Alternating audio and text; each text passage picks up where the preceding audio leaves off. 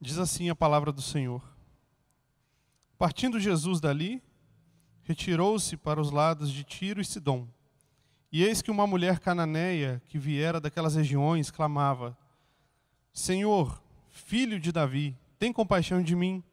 Minha filha está horrivelmente endemoniada. Ele, porém, não lhe respondeu palavra. E os seus discípulos, aproximando-se, rogaram-lhe: Despede-a, pois vem clamando atrás de nós. Mas Jesus respondeu: Não fui enviado, senão as ovelhas perdidas da casa de Israel.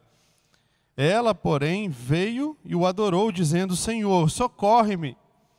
Então, ele respondendo disse: Não é bom tomar o pão dos filhos e lançá-lo aos cachorrinhos. Ela, contudo, replicou: Sim, Senhor, porém os cachorrinhos comem das migalhas que caem da mesa dos seus donos. Então lhe disse Jesus: Ó mulher, grande é a tua fé, faça-se contigo como tu queres. E desde aquele momento sua filha ficou sã. Senhor, eis aqui a tua palavra, Deus. Ela foi lida e apenas de lermos esse texto já fala aos nossos corações. Mas eu peço, Deus, eu clamo a Ti que o Senhor abra o nosso entendimento e fala com o Teu povo nessa tarde, Senhor, todos aqueles que estão aqui presentes e estão ouvindo essa mensagem pela internet. Ó Deus, tem misericórdia de nós e dos nossos pecados e nos ajuda nesse momento. É o que nós oramos a Ti desde já e agradecemos. No nome santo, poderoso e glorioso do Senhor Jesus. Amém. E graças a Deus. Amém. Irmãos, há muitos anos atrás, muitos anos mesmo, eu, com um amigo, nós não tínhamos muito o que fazer e nós combinamos de sair pelas ruas de Juiz de Fora, depois de meia-noite, para evangelizar. E então nós combinamos e dissemos: vamos evangelizar. Então nós oramos e quando deu meia-noite nós saímos de casa com folhetos e saímos para conversar com as pessoas na rua. E estávamos indo muito bem, empolgados, encontrávamos algumas pessoas entregando os folhetos. E chegou um determinado momento que, ali próximo à Avenida Getúlio Vargas, ali no centro, nós nos deparamos com uma mulher, baixa, magra, e ela veio cambaleando na nossa direção. E nós percebemos que ela estava com as mãos com um lenço no nariz. E a gente foi ao encontro dela e perguntamos o que havia acontecido. E ela estava limpando o seu nariz, que estava escorrendo muito sangue. E ela disse para nós que ela havia acabado de despedir um cliente, e o cliente, insatisfeito, deu um soco no nariz dela. E nós começamos a falar de Jesus para aquela mulher, e convidamos aquela mulher para ir à igreja, frequentar uma igreja que havia perdão para aquela mulher. E ela disse uma frase bastante interessante para nós. Ela disse assim: olha, eu não sou digna de entrar em qualquer igreja dessa cidade. Aquelas pessoas, quando eu passo na frente das igrejas, eu vejo aquelas pessoas levantando as suas mãos e adorando a um Deus que na verdade me odeia. Um Deus que se esqueceu de mim. Um Deus que não olha para mim. E eu sou uma pessoa muito suja. Eu sou uma pessoa muito poluída. E toda a vida que eu levo e todo o trabalho que eu faço, eu não sou digna de sequer passar pela porta de qualquer igreja. Então nós começamos a orar por ela, começamos a conversar com ela, e oramos com aquela jovem senhora, devia ter aproximadamente ali 40, 45 anos. E assim que nós terminamos de orar, ela abriu a sua bolsa, tirou um saquinho assim, com drogas, e ela disse assim para a gente: olha, eu estou me sentindo tão bem como há muitos anos eu não me sinto. E o que eu ia fazer agora, nesse exato momento, eu ia usar essa droga, ia procurar outros clientes para terminar minha noite. Mas depois que vocês me apresentaram esse Jesus, e depois que vocês oraram por mim, eu não vou fazer mais isso. Ela pegou a droga, jogou fora e falou assim: olha, eu vou para casa, eu vou dormir, vou descansar e vou repensar. Eu não sei se aquela mulher de fato fez o que ela falou que ia fazer, né? Mas eu sei que nós ali, eu e mais esse meu amigo, nós nos sentamos e começamos a chorar muito, porque nós saímos para evangelizar, mas na verdade o nosso coração é que foi evangelizado. Né? E esse meu amigo disse exatamente isso. Ele falou assim, olha, nós saímos para apresentar e falar de Deus para essas pessoas aqui, seja quem for que nós nos encontrássemos nessas ruas, mas acabou que nós é que fomos evangelizados por Deus. Irmãos, eu não sei se vocês já se sentiram assim, desprezados, esquecidos, menosprezados, humilhados, rejeitados. Eu não sei se você em algum momento da sua vida, você já se sentiu assim com relação a Deus. Porque com relação às pessoas, nós muitas vezes nos sentimos assim. Mas eu não sei se você já teve essa experiência de se sentir rejeitado com relação a Deus. Você ora, você busca, você frequenta a igreja, você pede ao Senhor e clama e pede, e parece que Deus não está te ouvindo e não está te respondendo. Onde está o Senhor? Eu já me senti assim várias vezes. Mas essa história que nós lemos aqui, da mulher cananeia, ou como Marcos vai dizer, da mulher sírio-fenícia, uma mulher grega, Jesus quer nos ensinar que o objetivo dele para com os seus filhos, para conosco, não é simplesmente responder uma oração ou fazer aquilo que nós queremos. Jesus quer muito mais que isso. Jesus quer que o nosso coração seja aperfeiçoado, de modo que nós venhamos amar a Ele acima de todas as coisas. Jesus quer aperfeiçoar a nossa vida, quer aperfeiçoar e moldar a nossa fé. E uma das faculdades de Deus, vamos dizer assim, uma dessas matérias que Deus usa para que nós sejamos aperfeiçoados, é justamente as aflições.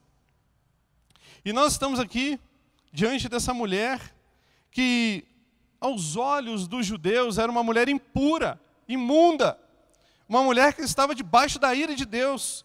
Jesus, ele vira as costas para o seu próprio povo nesse momento, os fariseus, os doutores da lei, que se julgavam sabedores da palavra de Deus, e esses homens estavam tentando prender e matar a Jesus. Então Jesus abandona esses homens, vira as costas para ele e parte para uma terra gentílica, Tiro e Sidom. Uma terra ali onde o povo de Israel, por exemplo, aprendeu todo o ritual cultico a Baal. Uma terra idólatra, de uma cultura hostil. E Jesus chega ali naquela terra, uma mulher desesperada daquela região, vai atrás de Jesus e diz, Senhor, filho de Davi, tem compaixão de mim. E é interessante esse contraste, porque os fariseus que deveriam falar isso, aqueles homens, os judeus, os filhos da promessa, os filhos da herança, que deveriam chamar Jesus de filho de Davi, eles querem matar Jesus, prender Jesus. E uma mulher considerada imunda, uma mulher considerada excluída por Deus, ela clama, primeiro chamando Jesus de Senhor, reconhecendo a sua soberania, reconhecendo a sua divindade e o seu poder. Filho de Davi, a raiz messiânica de Cristo, o Messias, uma mulher gentia. Obviamente essa mulher deve ter ouvido falar da fama do Senhor Jesus, deve ter ouvido das suas histórias, mas ela se aproxima dele, do Deus homem, com tamanha fé, pedindo, Senhor, minha filha está horrivelmente endemoniada. Irmãos, nós não sabemos exatamente a situação da filha dessa mulher, mas com certeza era uma situação muito triste e muito difícil, muito complicada. Para ela dizer horrivelmente endemoniada, essa menina devia dar muito trabalho. Essa menina devia ser uma vergonha para essa mãe.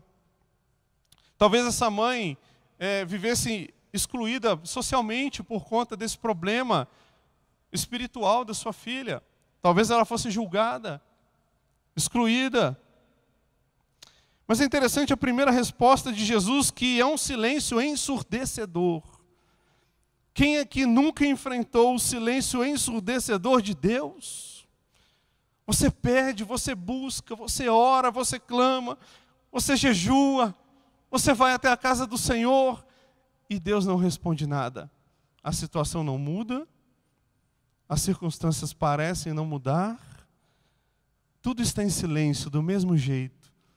Você ora, parece que o teto está de bronze, parece que as suas orações não passaram da parede. Que silêncio ensurdecedor, difícil, quando Deus está em silêncio conosco. Mas, irmãos, há um propósito nesse silêncio de Deus, muitas vezes com a gente. Deus quer aperfeiçoar a nossa fé. Deus quer tornar a nossa fé mais madura, mais dependente dEle. Para aqueles que não são os filhos de Deus, quando Deus faz um silêncio, eles logo se afastam. Eles mudam de igreja. Eles vão para um lugar onde há um Deus mais forte, um Deus maior, um Deus que vai atender às suas necessidades. Mas os verdadeiros filhos de Deus, diante do silêncio de Deus, eles se aproximam ainda mais. E foi exatamente o que essa mulher fez diante do silêncio de Jesus. Ela continuou clamando, ela continuou pedindo, ela continuou insistindo, a ponto dos discípulos ficarem constrangidos e nervosos, dizendo: Senhor, despede essa mulher. Ela está nos atrapalhando, ela está atrapalhando o ministério do Senhor. Não aguento mais ouvir essa mulher gritar, mande ela logo embora. Diga a ela, Senhor, que ela não é uma filha da aliança. Diga que ela não é digna, Senhor. Diga logo, diga a verdade a ela. Afaste essa mulher da nossa presença. O versículo 24 vai dizer, Jesus respondendo a ela, diz: olha, eu não fui enviado senão as ovelhas perdidas da casa de Israel.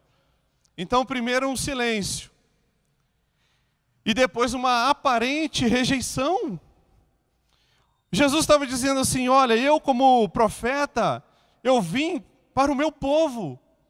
Eu vim para os judeus, eu vim para os filhos de Abraão, em etnia. Eu não vim para você. Eu não vim para os gregos. Eu não vim para os cananeus. Então, Jesus responde algo que talvez seja pior do que o silêncio. Ele diz: olha, eu não vim para pessoas como você. Ele não chama ela de indigna, ele não chama ela de qualquer outra coisa, mas ele simplesmente diz isso: olha, eu não vim para você, para o seu povo. Eu vim primeiro para o meu povo. E da mesma forma, irmãos, muitas vezes nós ouvimos um não de Deus. Espera mais um pouco. Muitas vezes Deus dizendo: não é agora, não é o momento, não é chegada a hora disso na sua vida. E é difícil demais ouvirmos isso, é ou não é?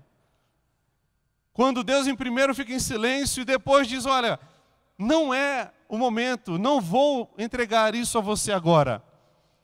Como que nós nos comportaríamos, irmãos? Ou como nós nos comportamos diante do silêncio e da primeira aparente rejeição de Deus?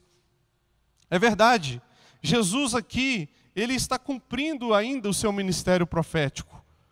Mas, pouco depois, ele cumpriria o seu ministério sacerdotal, sendo o próprio sacrifício para pagar o preço pelos nossos pecados e pelos pecados dessa mulher. Mas vejam a atitude dessa mulher, irmãos.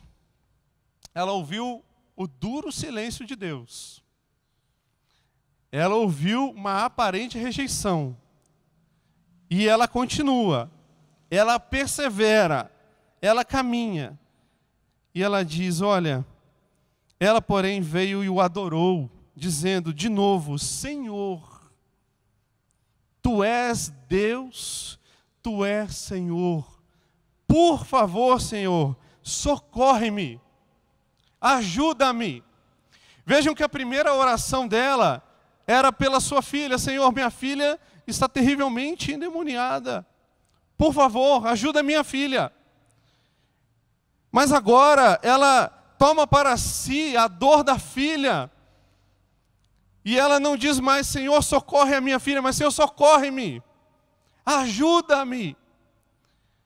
E é assim também que acontece conosco, quando temos uma pessoa que nós amamos tanto, passando por dificuldades, por lutas, por problemas, nós acabamos tomando a dor do outro. E essa, irmãos, não é a verdadeira intercessão?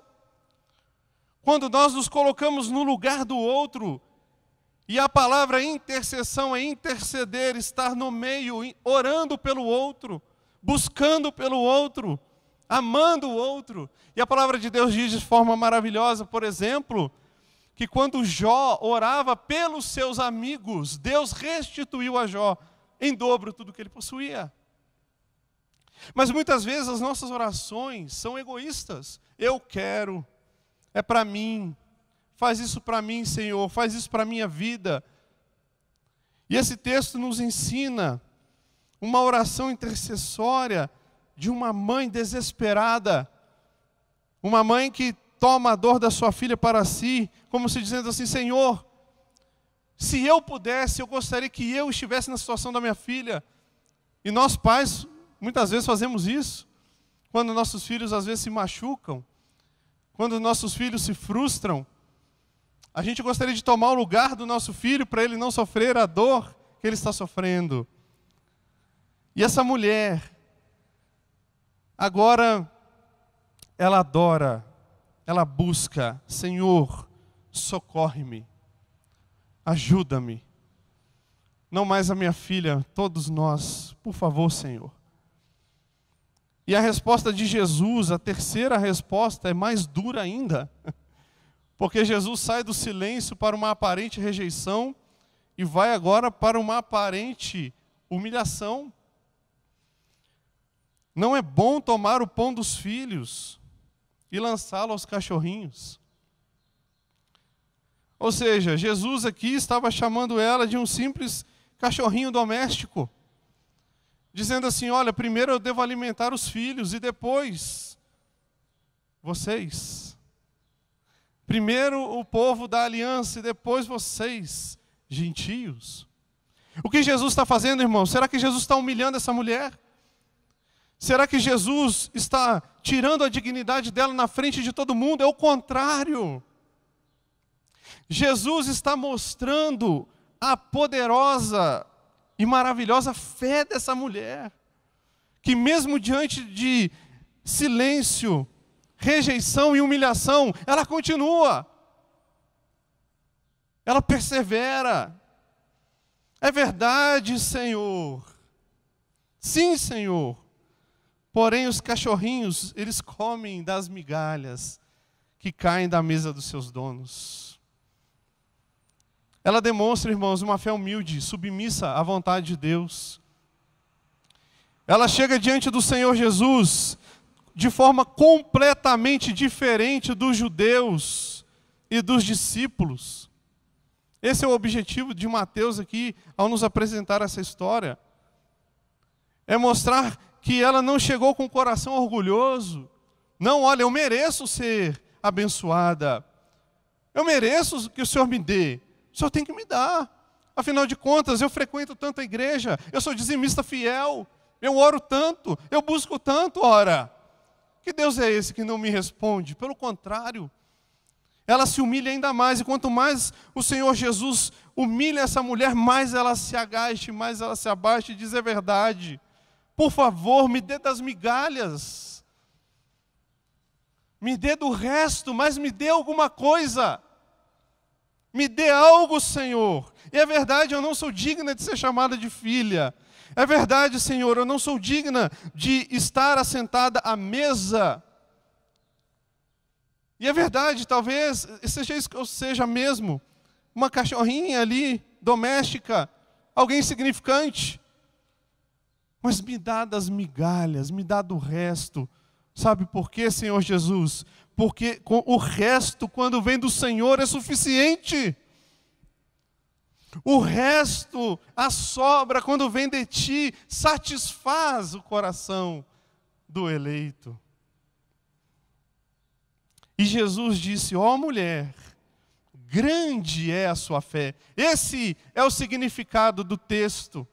Por isso que Jesus permitiu que aquela mulher passasse por aquela situação.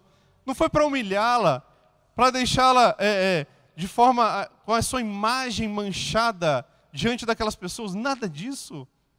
O que Jesus queria era mostrar, olha só, como é a verdadeira fé, a atitude de uma pessoa que crê em mim. Essa é a atitude de uma pessoa que se humilha, que se prostra e principalmente que insiste, que persevera e que continua caminhando, mesmo diante das dores, das dificuldades, do silêncio e da aparente rejeição de Deus. Essa pessoa continua caminhando, continua indo, continua insistindo com o Senhor. Não para de bater a porta. Nós temos uma outra história também, em que Marta e Maria mandam chamar Jesus e dizer: Jesus, seu amigo, aquele que você ama, Lázaro, ele está muito doente, ele vai morrer. Ele vai morrer. E Jesus, se fôssemos nós, na verdade, a gente ia pegar um carro e ia sair correndo e vamos socorrer o nosso amigo, a quem amamos. Mas Jesus não faz isso. Jesus se demora ainda 4 dias a ponto de Lázaro morrer da sua enfermidade. E depois o Senhor Jesus chegando ali, vendo aquela situação, olha, essa enfermidade é para a glória de Deus. Como que Deus seria mais glorificado nessa situação? Curando um homem doente? Ou ressuscitando um homem dos mortos, já há 4 dias, já cheirando mal? Em que situação Cristo foi mais, ou seria mais glorificado? E nós entendemos, irmãos, que muitas das vezes, as nossas aflições, duras, difíceis, complicadas, é para que o nome do Senhor seja ainda mais glorificado na nossa vida. Quanto maior a dificuldade, quanto pior ela é, quanto mais difícil de vencer ela se torna, mais Deus é glorificado quando Ele nos livra, quando Ele nos liberta, quando Ele nos tira dessa situação. Por isso, não se desespere se o seu problema é grande dessa forma. Não se desespere se a situação que você está enfrentando é difícil dessa maneira. Tenha certeza de uma coisa: se você está passando por isso, é porque Deus, em primeiro lugar, quer aperfeiçoar você. E segundo, Ele quer que o nome dEle seja ainda mais glorificado através da sua vida. E eu tenho certeza que todos nós, como essa mulher, todos nós aprendemos que diante das dificuldades, das aflições e dos nossos problemas, nós aprendemos a orar mais, a buscar mais a Deus, a nos aproximarmos mais de Deus, a lermos mais a Sua palavra, a confiarmos mais, a caminharmos mais uma milha, perseverarmos na presença do Senhor. Esse é o objetivo das aflições. Grande, ó mulher, é a tua fé, faça-se contigo como queres. Desde aquele momento, sua filha ficou sã. Mas para encerrar, irmãos, o principal objetivo desse texto não é mostrar o tamanho ou a grandeza da fé de uma mulher, mas é para mostrar quão grande e quão maravilhoso e misericordioso é o nosso Salvador. Que grande Jesus nós temos, que grande Deus nós servimos, que maravilhoso e amoroso Deus nós buscamos. Nós não estamos aqui à toa, irmãos. Se nós estamos aqui, foi porque Deus nos atraiu a este lugar. Se você está ouvindo essa mensagem, foi porque Deus colocou você na frente de um computador e você está ouvindo uma mensagem porque Ele quis. Que grande Deus nós temos, que grande Salvador nós possuímos. Porque na verdade, essa mulher, ela ouviu o silêncio de Deus. Mas Jesus também ouviu o silêncio de Deus. E de uma forma muito pior do que essa mulher ouviu ou do que qualquer um de nós vamos ouvir. Porque Jesus, quando estava pregado no madeiro, ele clamou: Deus meu, por que me desamparastes? O silêncio de Deus. Jesus enfrentou também a humilhação do próprio Deus. Quando ele foi colocado, exposto na cruz, seminu pelos nossos pecados, teve sua carne rasgada, cravos de 7 a 8 centímetros rasgaram a sua pele, as orragas arrancaram pedaços da sua carne. Ninguém sofreu maior humilhação do que o Senhor Jesus.